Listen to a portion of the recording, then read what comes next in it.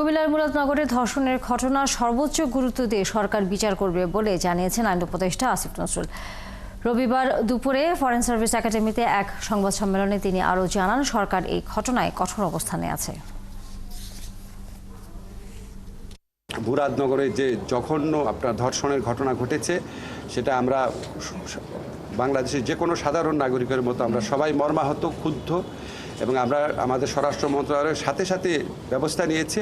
প্রধান আসামি সহ যারা এই ছবিগুলো ছড়িয়ে দেওয়ার কাজটা করেছে, অত্যন্ত দায়িত্বহীন অপরাধমূলক কাজটা করেছে, সবাইকে গ্রেফতার করা হয়েছে। আপনারা জানেন আমরা ধর্ষণ সংক্রান্ত যে আইন আছে সেটার অ্যামেন্ডমেন্ট করেছি। দ্রুততম সময়ে আপনারা মাগুরার ক্ষেত্রে আপনার বিচারও দেখেছেন। এটাও আমরা সর্বোচ্চ গুরুত্ব দিয়ে এই ঘটনার বিচার করব, এটা আমরা বদ্ধপরিকর।